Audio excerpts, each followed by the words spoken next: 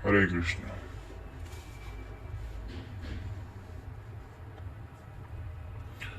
आज हम लोग अध्ययन करेंगे तृतीय अध्याय श्लोक संख्या 25।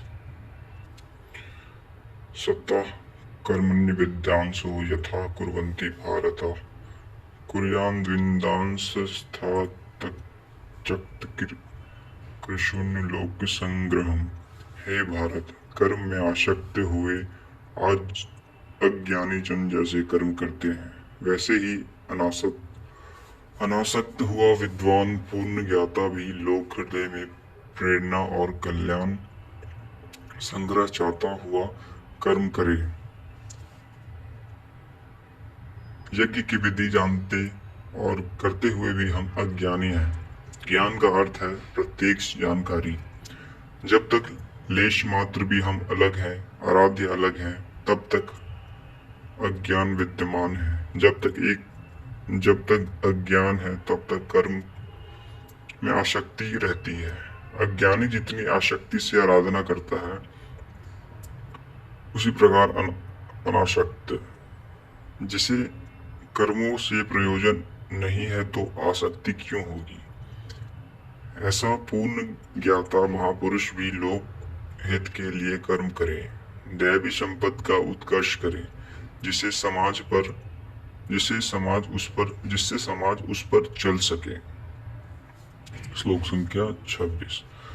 न बुद्धि भेदम जन्येद ज्ञानाम कर्म संज्ञानाम जोश्चेत सर्वकर्माणि विद्वान युक्त समाचरण।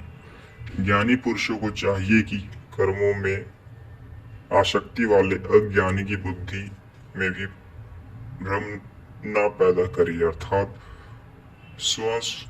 स्वरूपस्थ महापुरुष ध्यान दे कि उनके किए आचरण से पीछे वाले के मन में कर्म के प्रति अश्रद्धा न उत्पन्न हो जाए। परमात्म तत्व से संयुक्त महापुरुष को भी चाहिए कि स्वयं भली प्रकार नियत कर्म करता हुआ उनसे करावे। यही कारण था कि पूज्य महाराज जी वृद्धावस्था में भी रात के 2 बजे ही उठकर बैठ जाएं, खांसने लगे, 3 बजे बोलने लगे,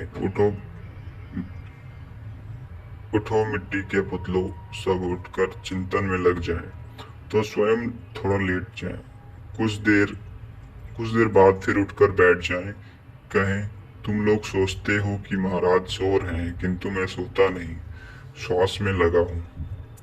वृद्धावस्था का शरीर है, बैठने में कष्ट होता है, इसी से मैं पड़ा रहता हूँ। लेकिन तुम्हें तो स्थिर और सीधे बैठकर चिंतन में लगना है। जब तक तैल धारा से सदिश श्वास की डोरी न लग जाए, कर्म न टूटे, अन्य संकल्प बीच में व्यवधान उत्पन्न न कर सके, तब तक सतत लगे रहना साधक का धर्म है। मेरी श्वास तो बांस की तरह स्थिर खड़ी है।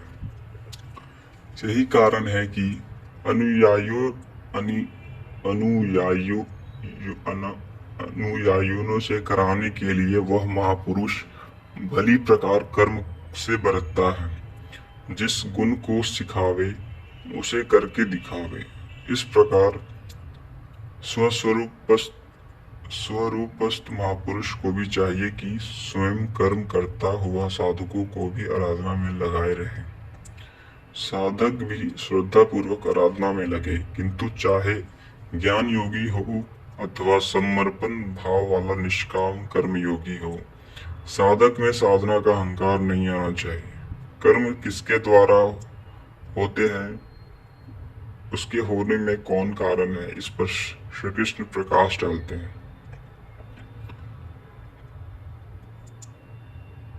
प्रकृति क्रियमाणानि गुणे कर्माणि सर्वशः अहंकारी विमूढ़ात्मा कर्ता हमिति मन्यते। आरंभ से पूर्ति पर्यंत कर्म प्रकृति के गुणों द्वारा किए जाते हैं, फिर भी अहंकार से विशेष मूढ़ पुरुष मैं करता हूँ ऐसा मान लेता है।